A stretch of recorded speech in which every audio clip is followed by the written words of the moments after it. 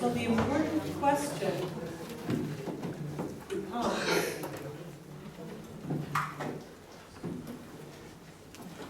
what is an ecological response to evil? What do we do? What is it healthy to do in response to that which can, on the way level, seriously inconvenience our agenda?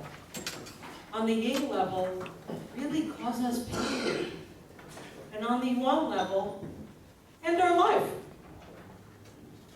What is an ecological response to this? Because we are living in an ecology, and we are an ecology. An unhealthy, unecological response is, Shen, you threaten me. And inside of myself, I become wu, evil, the internal evil, which shows a twistedness over the heart. As soon as we call it evil, we are at risk. We need to, okay, if it's evil, I need to have a really strong sense of how do I be in an ecological relationship with evil, with threat, including death threat, without becoming woo, evil, twisted, a producer of toxin, or irreparable, unforgivable damage myself. This is the whole notion of, at breaking point, what will I do? Will I kill? Will I die? Will I change? Which is a kind of death, in a way. Sometimes change is, it's big. And looking at, if, however, in the presence of evil, in the presence of my ecological response to that which threatens my convenience, my emotions, or my life, in the presence of this, if I become evil to fight evil, have I survived? Have I survived?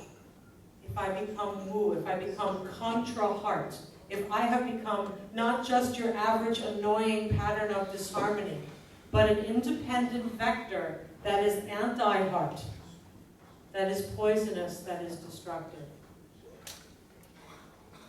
In a closed ecology, and I am a closed ecology, it is vitally important to look at, in response to threat, Shen, we call it evil.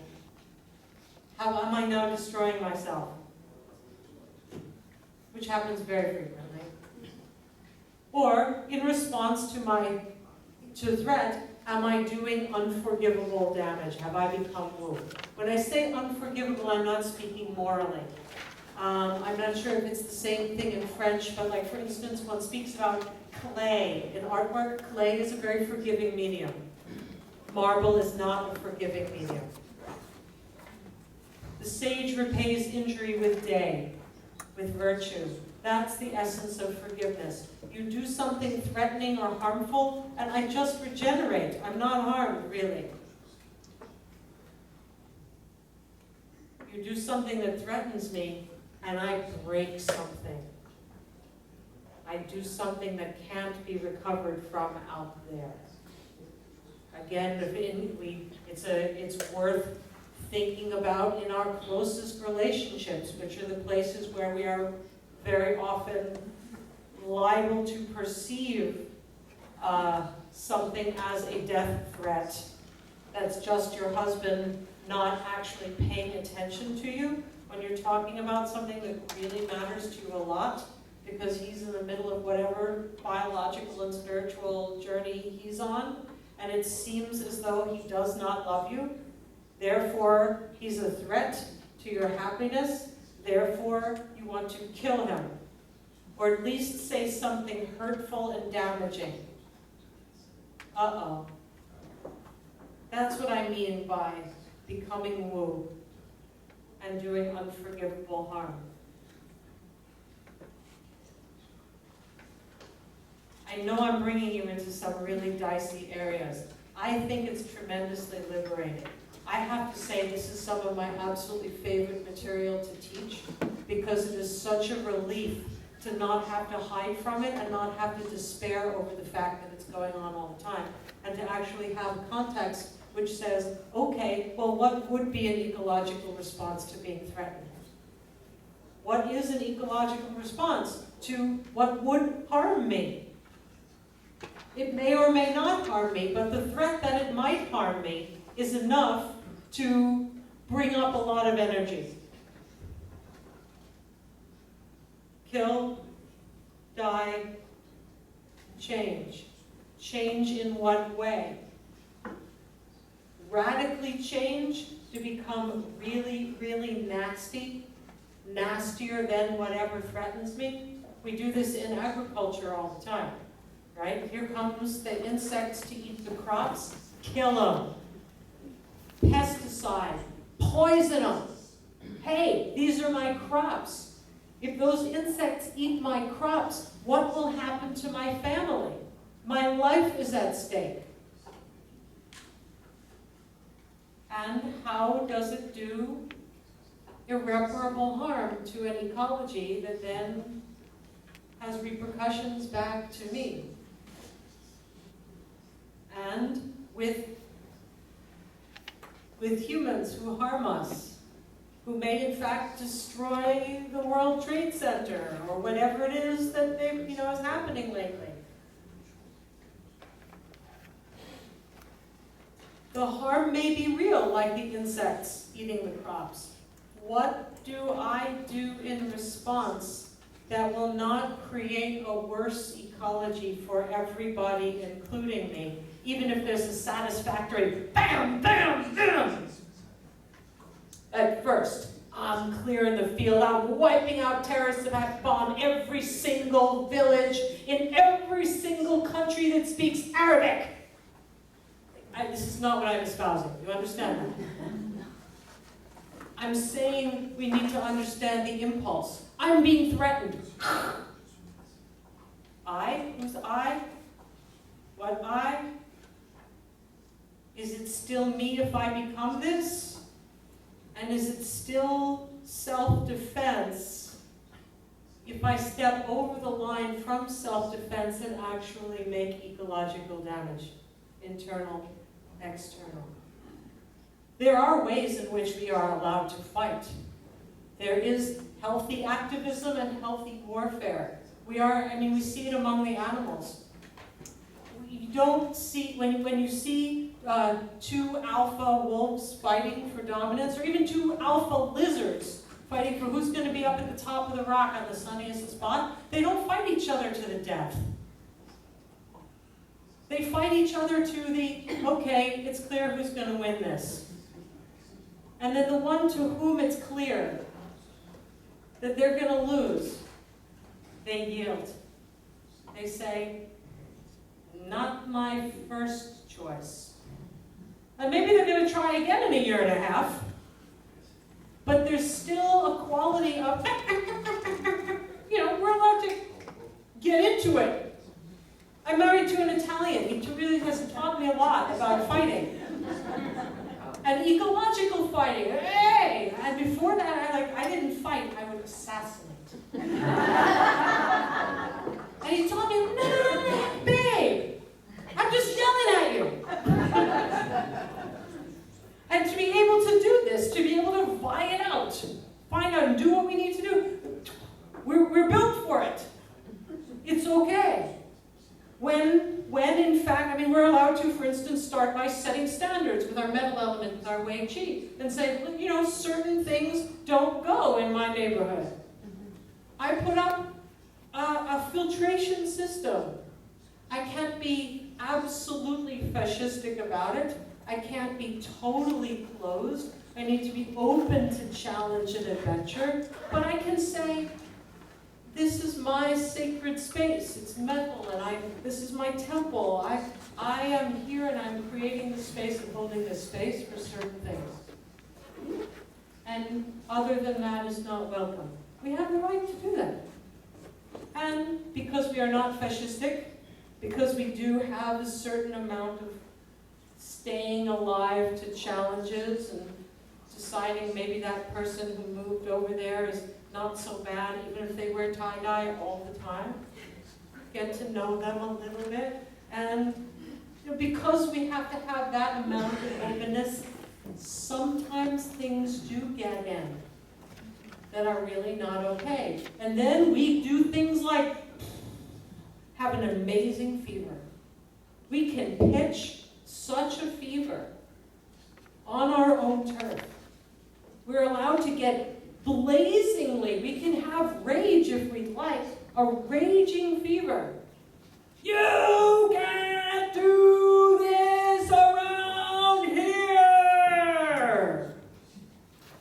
But it's happening on my turf. I haven't transgressed. I haven't said that I'm going to get out there and kill every single virus in the air, in all of North America. They'll all be dead. That's, whoa, that's a twistedness. That's a transgression. That's not ecological response to evil. But right in here, on my turf, where I generate that heat, I'm also willing to take that heat and be right in the heart of that passionate response, saying like, marching with signs and saying, down with whatever it is. No more, no. We won't take it. We're mad as hell and we're not taking it anymore. Whatever it is, we can scream. There's a great deal that we can do with our war energy and with our protest energy on our own turf to make it really clear that something's not all right. Can you feel in yourself just how passionately enraged it's possible to be about something as a passionate statement of what you stand for and to what you say no? That's very different than the feeling inside of saying it's evil. My heart hardens. I will fight it. And because it is evil, I will use whatever means necessary to wipe it out. It's worth not being afraid of feeling this so that you can recognize it. We are beings with self-awareness and free will. It will come up. It will happen. Best you have a very clear biological sense of, okay, I am now about to pesticide my marriage. First, I'm going to lose my temper about that. This is not me like, you came home late again! Do you know how hard I made this dinner? It's dry, blah, blah, blah, blah, blah. Okay? You understand the difference here? It's a physical difference. This is so not theory. This is something that changes the body in an instant. Am I an ecological response to evil? Including really bad stuff that really is not okay. I mean, you saw me struggle with this publicly yesterday when talking about certain things that are going on in the FDA, going on with big pharmaceutical companies.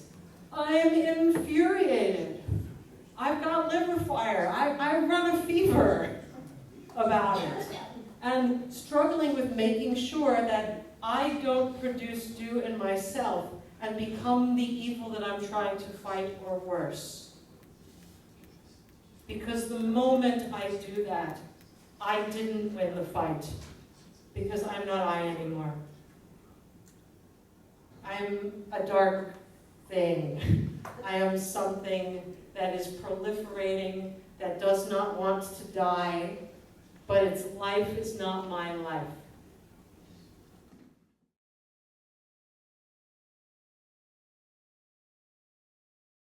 We are looking right here at the connection between malignancy and mutation, and at the decision of when hitting breaking point, when hitting that threat, which I may or may not prevail. Will I change so radically that I no longer recognize myself if that's what it takes? And will I do that towards the dark or towards the light? Because there are times, and we meet them all the time, and this era is a period of time on the planet when we are reaching it on a big level. There's all kinds of stuff going on here. We are hitting a kind of planetary ecological breaking point. We are filling the environment with things that, however many millions of years of being human, our genes are like, I have never met an electromagnetic frequency like this before, and frankly, I don't know how to cope. Chemicals are coming, all kinds of stuff is happening, and we're at change or die. We need to make big changes. We need to mutate. We need to be able to say, okay, how do I radically change? Change so much that I may not recognize myself. Will it be towards the dark? Will it be towards the light?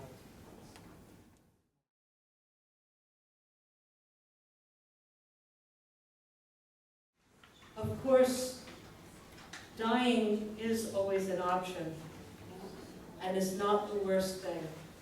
And especially if we take it layer by layer, you can see on my page 4, I'm talking about death on the Wei Ying and Yuan level.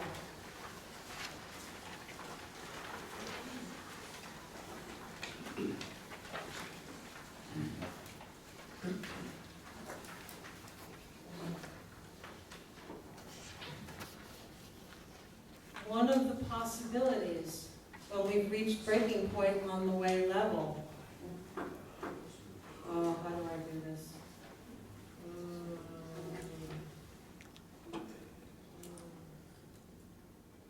Stand up and find yourself a group of 3. It's better to be it than to talk about it.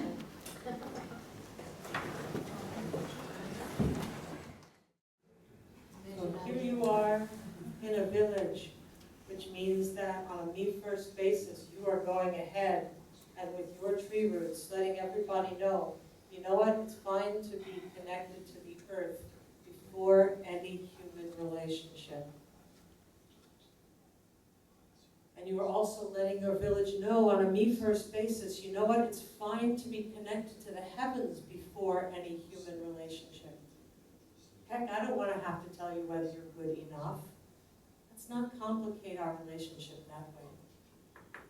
Go ahead. I will let the real Father in the sky let me know my worthiness. You can go ahead and do that too, while the real Mother, the earth, lets me know I belong and I'm included. We can do that together.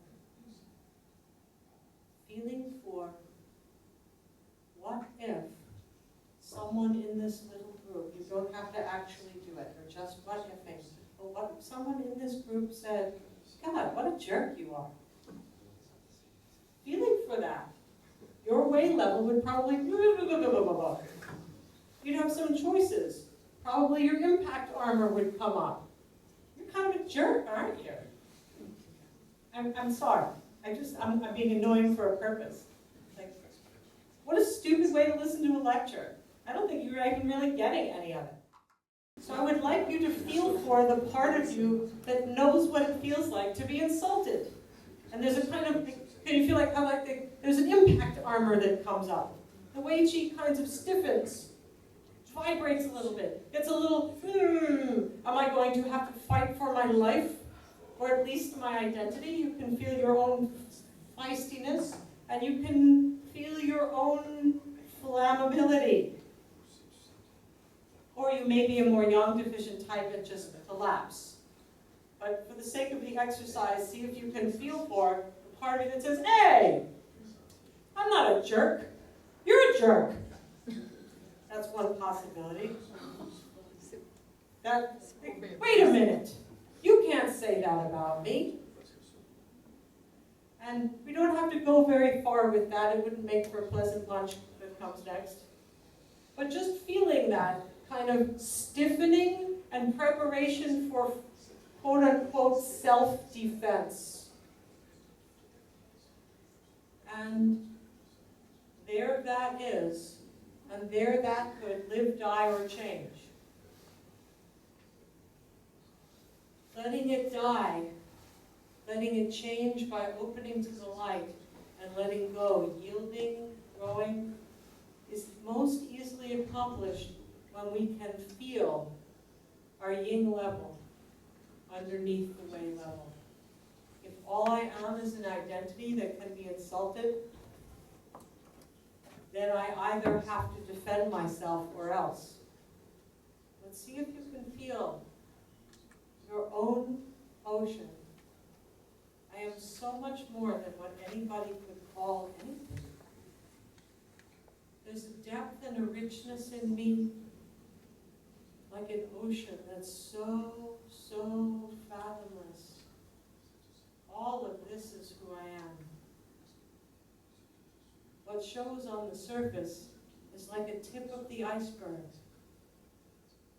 And some teacher had something to say about that tip of the iceberg, but she doesn't know me. And she cannot harm me. I am a whole world in here. What she says is what she says. There it was, a breeze that ruffled the exterior. But this interior is completely unchanged. It's not a threat at all. When I know that I am not my way level, then I don't have to defend it. I might even say to the person who called me a jerk, have I upset you? I might feel for their yin level and say, have I been unkind? What's happening? Have I caused you some pain?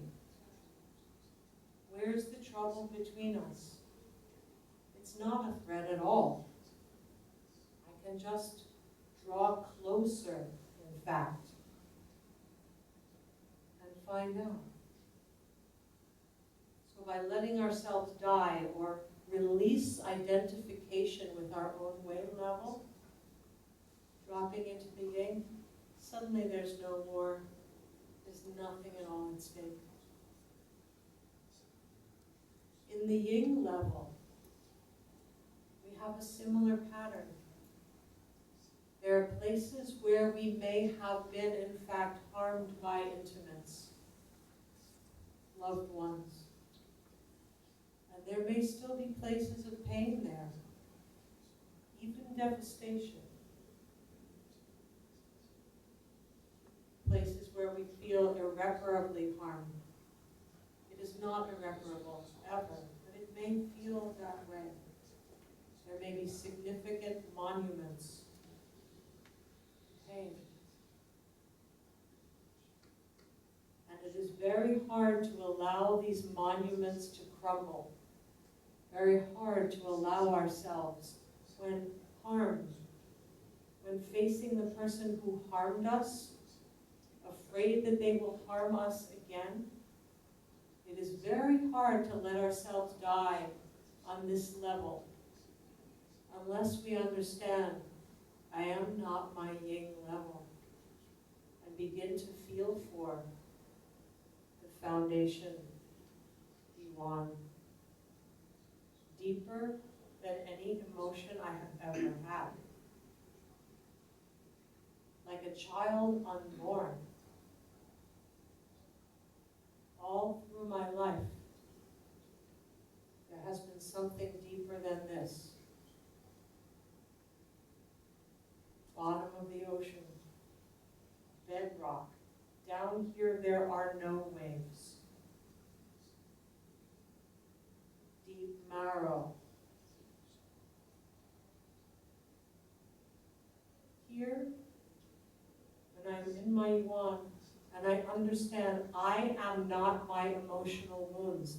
They are not me. I am not the result of all of the train wrecks or triumphs of my life. I am what has been happening underneath. A single note held the whole time. And when I am able to know that what happened between you and I Did not change that at all. Could not harm that at all. Then I can stand with the one who injured me and say, what happened? Where do we go from here? What is the good right now? Very, very simple, no longer a threat. Perhaps a negotiation. But I know that you can't harm me, not really. I cannot be damaged. I am as I have always been. And we will feel just for a moment, there is another level. Cancer is a yuan level illness, so we will have to look at what does it mean to die on the yuan level. Here I am, finally, rooted and anchored in my essential self, in my Jing, in my true nature. Many people, all their lives, this is all they want, is just to be able to feel, yes, I am what I am and I will live as this, and what a relief, finally, after all the struggle to be someone else, to say yes and be myself. It's a wonderful thing. And ultimately, Jing is just a carrier medium for Shen. Our identity, as beautiful as it is not really that important compared to the fact that because we have Jing, we can have Shen. Because we are a lantern, we can harbor light. Let yourself feel. Sure, yuan level, but the whole point of a yuan level is to be able to have light. Heart, light bearer. The point of the lantern is not the lantern. The point of the lantern is the light. And see if you can open it to more light. As an act of generosity to the people in your village, let them know. I may have thought I was the lantern, but actually, I'm the light.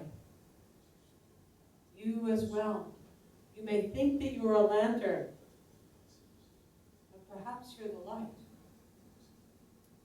See what needs to loosen and let go. To say, never mind the lantern.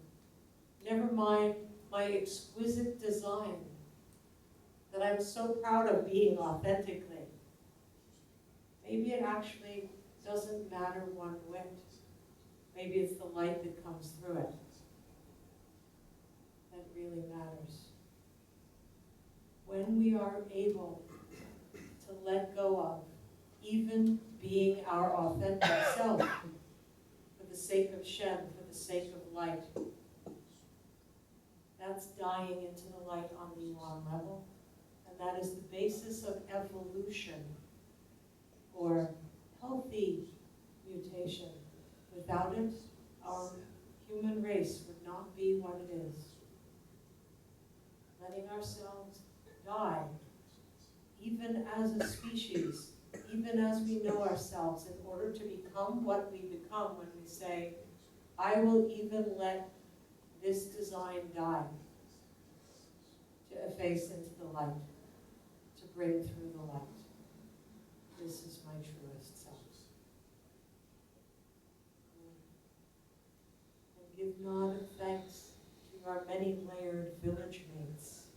And it will be time to go back to our seats just for a moment, and then we go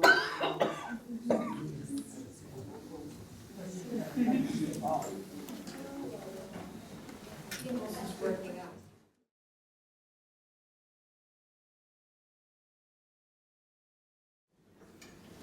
Take a moment, even as you sit in your seat, to find out, am I still actually connected with the earth?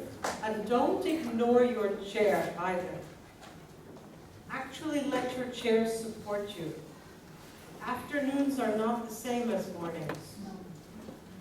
In the afternoon, sometimes a wonderful thing happens to us. Namely, we become tired.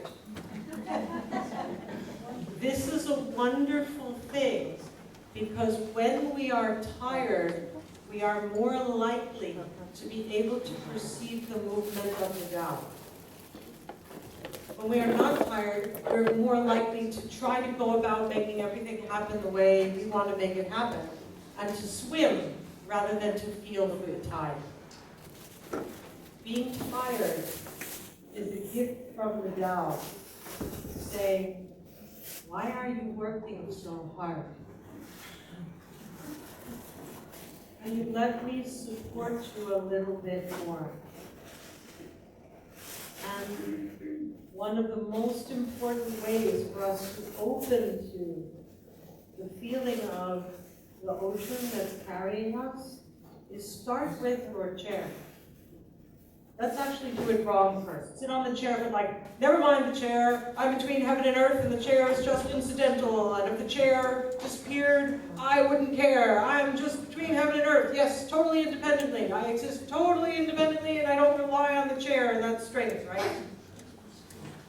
And now, enough with that. You can get away with that until you get a little tired. But in the afternoon, the wisdom of tiredness comes, and it's time to actually check out. How's my chair? Can I trust it? Find out. Some people sit on their chair like they can't really trust the chair. These are the same people who on the treatment table, they tell you they have insomnia, and you're like, no kidding. Right? And I spend a lot of time teaching them how to trust the table. No joke. You can try it in your bed at night and see how much deeper your sleep is if you take some time to feel. Is my bed actually trustworthy? Can I really let go? Your chair is not non-existent, it's not incidental. It's the gateway to the Tao. How are your butt and back of thigh muscles? How tight and is that necessary? As you let yourself feel your weight into your chair, you will begin to feel your chair meeting you. Not just the bottom part, the back as well. You can do this, you don't have to be sitting upright, especially in the afternoon. It's kind of nice to just take a load off, sit in the chair, let the chair do the work. It's really fun. It opens us to more than the chair. It opens us to all sources of support. So I want to invite you to fully receive the opportunity of a greater attunement to Tao this afternoon. And I'd love for you to take just a moment also to do a mini review in yourself of, oh, where is my way level, my surface, I'm like this, I'm like that. And the bright light shines through it so that you get to be who you are on the surface and have a persona. It's fine. There's a heart light shining through it. And then feeling for your own Jing level, the part of you that is internal, all those internal organs, all those internal processes. And the heart light shines through it. All that I am digesting, I digest under the light, bathed in the light of the heart. And the chair is especially helpful here as we move to the yuan level, bedrock. The chair can take you there, the bedrock, the place where we can rest, the place where there is no need to try, the place where striving is ridiculous. We already are what we are. No pride, no shame, this is it. and the heart light shines through it. Like a bunch of stained glass windows we are in this room. Unique designs. Totally different from one another in so many ways. Same light shining through all the windows. Heart light, Shen, shining. Feeling it come from behind. Sometimes if the eyes are open just a tiny bit, you can even feel the light of the heart coming out through the eyes.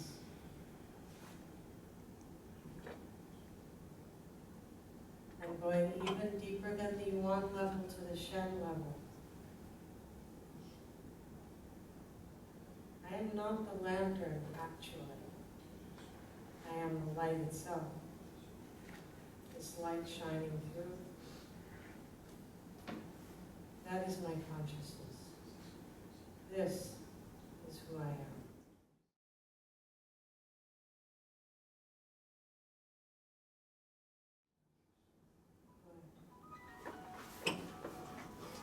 So we have all these layers, we live all these layers, and we are appropriately mutable. As we get frictive with life on any of those levels, we have the opportunity to either, well, one could say to die, or to die. But in 3 different ways. We don't have much choice about dying. It's an important part of being healthy.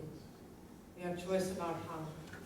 We can die on any of those layers as a kind of droop, as a kind of oh well, as a kind of I guess it can't, a kind of crumbling, and then some sort of compensation for that crumbling.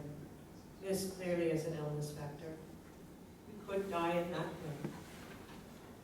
Or we could go ballistic. We could say, this is not okay, and I've reached my breaking point. But when we, in the face of Xia, become Wu, when we are facing threat and become twisted, evil, we've died. Because remember, illnesses of evil are not the same as the other patterns of disharmony. The other patterns of disharmony are a kind of drifting from the mark of living as who I am. Evil is an about face, a 180, contra part. Once I've really turned, I'm not just sort of not exactly really myself anymore. I am a threat to all that I love and actually stand for. In those moments when we're like that, when we say those things, when we do those things, that's more than just missing the mark. That's exactly the opposite of what the heart is for. So that also is a kind of death. We can die like a twist, which is a kind of betrayal of itself. Or we can die like feng shui, like wind, water, like mutation, like, okay, looks like I cannot possibly survive this as I am. I'm gonna go anyway. How shall I go? Shall I let myself break open, maybe just on the way level, to discover that insult is not about me? Maybe on the Ying level, in order to discover even the pain that I have felt about this was only pain. And underneath it, I am unharmed. All right, I'm speaking now about when we need to yield, let go, die on the yuan level, which is called evolutionary mutation. I will not survive as what I am. My species will not survive as what it is. There's a great deal of evidence that what we are is the result of a lot of really wonderful mutations. Our own mitochondria, there's evidence that it used to be a virus. and we couldn't beat it, so we joined it. Not by going under fighting, and not by saying, okay, I guess I yield, you win. But by shifting in our very foundations and letting go, and saying that there's something greater, Shen, consciousness itself, to open and die into, by which I mean identify more with than any lesser identity. Mutation is a very intelligent process. It's not a random thing. When we look, for instance, at cancer as a mutation, it's a very deliberate process at work that has a lot to do with the decision to live, the decision to die. I have written about this, but I'm more interesting than the handout, so I'll talk to you about it. Normal, healthy cells, when they replicate, they have inside of themselves the ability to detect when something's going off. And the first thing that happens, because it happens all the time, oops, we make mistakes all the time in replication. But a healthy cell notices that something's not quite right, and it freezes itself. It prevents itself from coming to full maturity.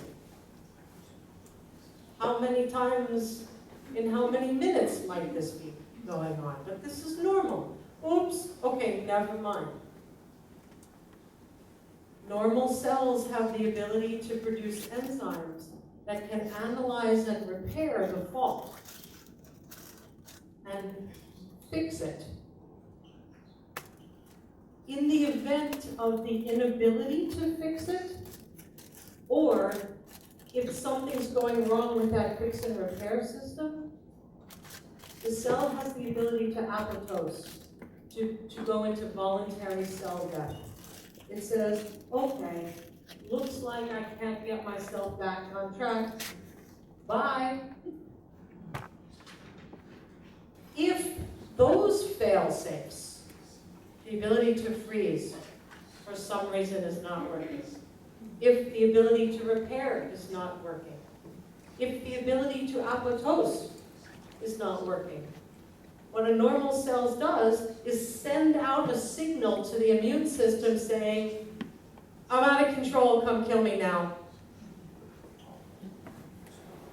To have all four of those go wrong is not a coincidence. It's not like, oops, oh, oops, oh, oops, oh, oops. I mean, that's a lot of fail-safes. So when cancer mutation, malignant mutation happens, we are not talking about something that is a random occurrence. It takes something much more than a random occurrence to get past four fail-safes. When it happens, it's because it's mutation time. We're saying, something malignant is erupting, is saying, I am going to become different, but not from the light,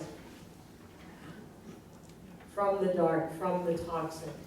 And it is brilliant. Accidents don't tend to be quite so brilliant as cancer mutation. Cancer mutations are amazing. They can do things that normal cells have not figured out how to do. They can do things like, for instance, secrete enzymes to disguise themselves from the immune system. One of the first things they do is start hiding. That's not an accident. That doesn't just happen. They can secrete enzymes that allow them to penetrate body structures, both body structures that other cells are able to penetrate, but they also know how to secrete enzymes to penetrate body structures that no other cell in the body ever penetrates. That is brilliant inventiveness. They know how to secrete enzymes to attract platelets to themselves so that they can cover themselves in platelets and then go through the blood system in disguise. That's not oops. This is not oops happening. This is intelligence going on.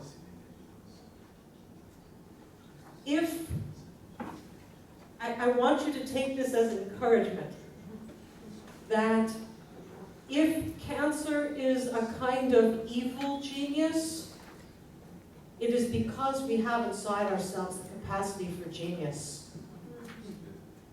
There is an incredible inventiveness in mutation, in the willing to say, yeah, I'll change beyond recognition. Let's just find out what I'm capable of. Ha, ha, ha. Or, instead of being an evil genius, that same breaking point that we've been talking about, that same sense of I have absolutely reached my limit here, and I'm going to have to die. I can become a Shen genius. I can willingly mutate. I can go beyond recognition of what I have ever called myself. And cancer is, in a sense, the proof that it's amazing what we can come up with in our own abilities that we never would have thought of before getting to that breaking point.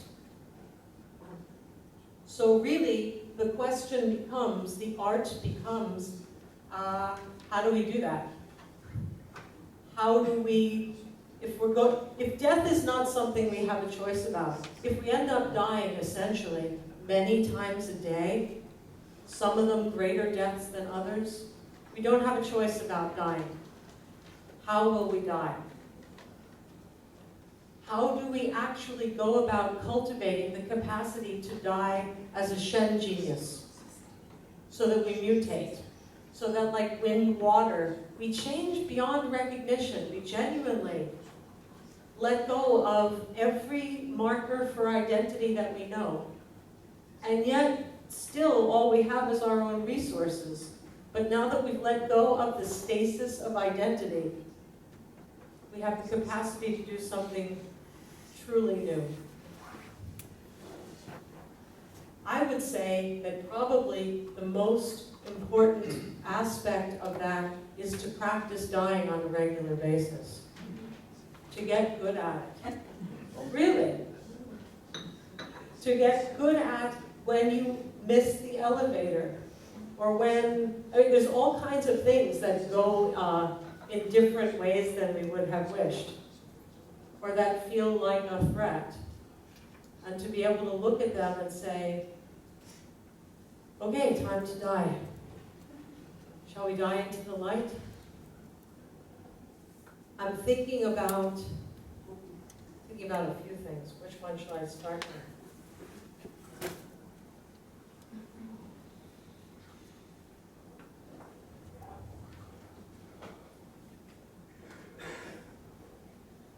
I'm thinking about something that happened just a week or so ago. Maybe it was 2 weeks, maybe it was only 1 week, I can't remember.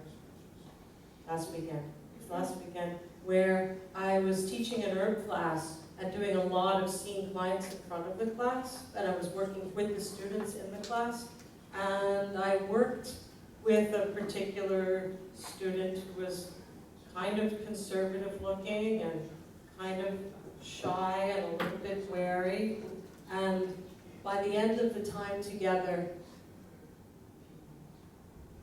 I felt like he was my brother in light.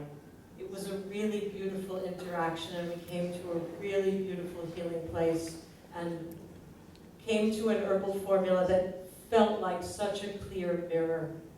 I mean, to me, to do a good intake means you meet somebody in light and see what is that light shining through, and then you make an herbal formula that's essentially a portrait of that person's potential. And he was a man with a very common name. Let's say his name was Jing. Right? And so I did not realize that he had previously been in my life in another way, but over email. And at the end of our time together, he said, and oh, by the way, let's pick someone with a very uncommon name, say Deneb, that's not her. Deneb says hello. I only know one of those.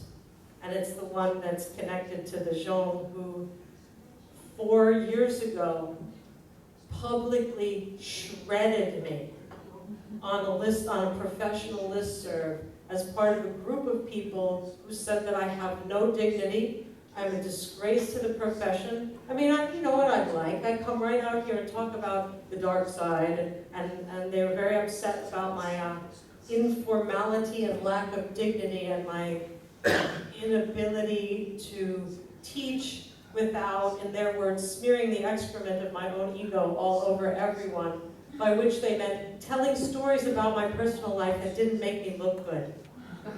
And it's true, I regularly tell many stories about myself in which I don't appear as the hero, or as a fully enlightened being, to say the least. And they said this was not fitting, it was not in keeping with them. They had a lot to say. They had a lot to say, and they said it with the most incredible viciousness. And so I said to this man, oh, are you that Jing? He said, which Jing? I said, the one who tore me to shreds publicly, telling me that I'm a disgrace to the profession, and that it's only a matter of time before some indiscretion of mine lands me in great trouble, or something like that. He said, yeah, I guess that was me. And I said to him, wow, it was like being torn apart by bloodthirsty jackals. And he said, yes, I guess it was like that. And then he said, I guess we've both changed a lot since then. I said, I guess so. And that was it. That was the end of that interaction. And I have to say how incredibly grateful I am that I did not know before I did the intake who it was. I am so glad that I was given the opportunity not to perpetuate in myself and in our ecosystem toxin, and not keep on nourishing and harboring the malignant tumor of my response to Jing. And it has started an incredible sense of healing, not just about Jing, where it is so completely clear, you know what, I lived, and have lived well. And yes, that was painful. It was an incredibly painful experience, but it actually did not harm me. And we were able to just be together, with that history being that history, but not investing our identity in it. We let our history die and went to the next level, and really the next after that, with the light coming through. And it has given me so much more of a sense of, okay, I did it there. Where else can I? And with whom else can I? Now that I know, and now that I know that I can do it, stand yuan to yuan, not obstructed by, you hurt me. Yes, you hurt me. We're not denying it, you did. You were like a jackal. But it's not coming between us. I've let it die. Yeah. I'm thinking about a situation where it was in Baltimore. This was a while ago. I will think I'm a little bit crazy, perhaps. Perhaps you would be right. Where I was in Baltimore in a part of the city, and I went down past an alleyway, and I saw in the alleyway that what was going on was a bunch of male white teenagers were beating up a black teenager. They were mostly in a circle around him, but I could see that one was actually sitting on him and punching him in the face, the young black one. And All I can tell you is I think a lot of Qigong paid off in that moment because I died. And in a state of not identifying with anything except the light, I walked up to the teenager that was sitting on him and punching, put my hand on his shoulder, actually reached out and touched him and just said, completely from the light, no threat whatsoever. What's happening around here? And I think he was completely stunned. This was not the script, you know what I mean? To just have this woman who was obviously completely unthreatened just do this, touch him. So he said, he hit me. So I said to the one on the ground, if he lets you get up and leave, will you hit him or will you go home now? He said, I'm going home. So I said to the one who was doing the hitting, he won't hit you anymore. You can let him up now. So we let him up. The other kid got up and, well, honestly, he moved off a certain distance and then started shouting curse words. And I said, did you say you were going home now? And he went home. That was it, so I left. There are great and small opportunities for death. My very strong sense is that this takes practice.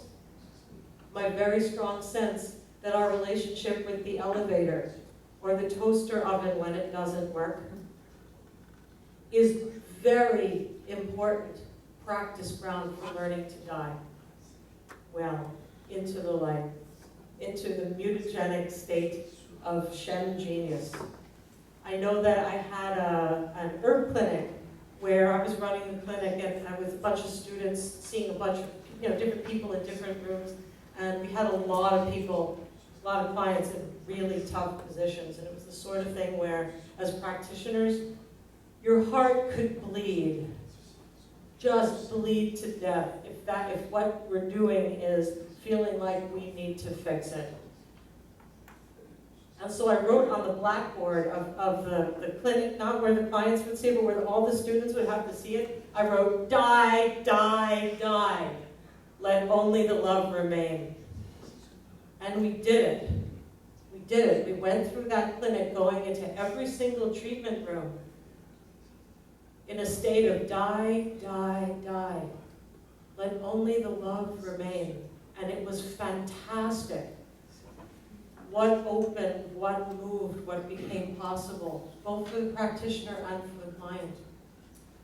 I'm reminded of all the situations that Chantal spoke about it, hospice studies speak about it, that quality of when I am ready to let go.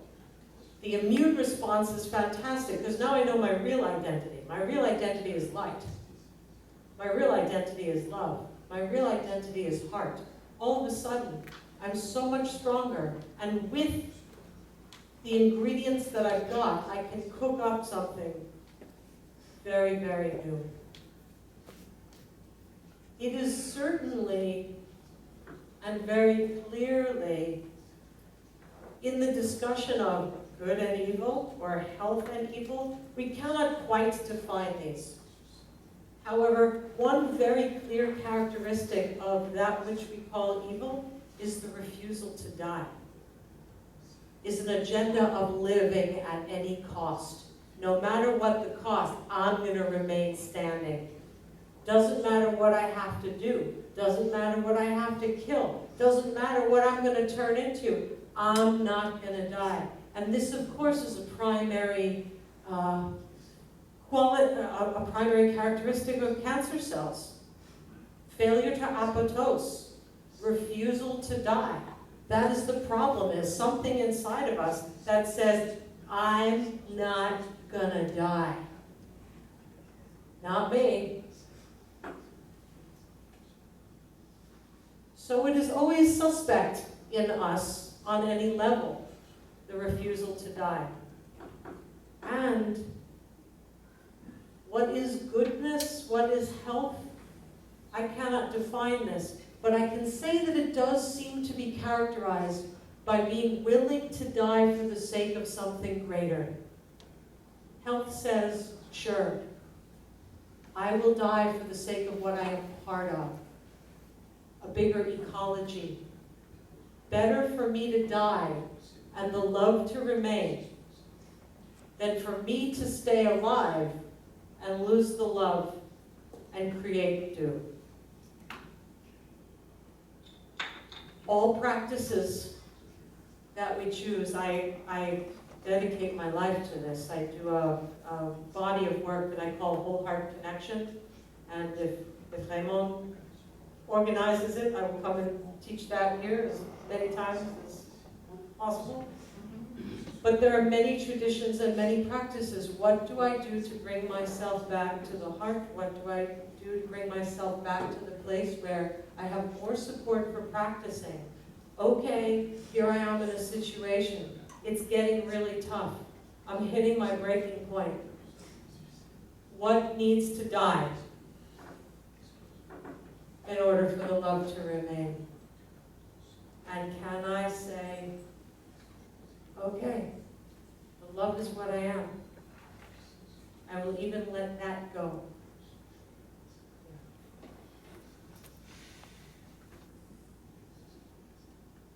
That's almost all that I have to say about evil genius versus Shen genius.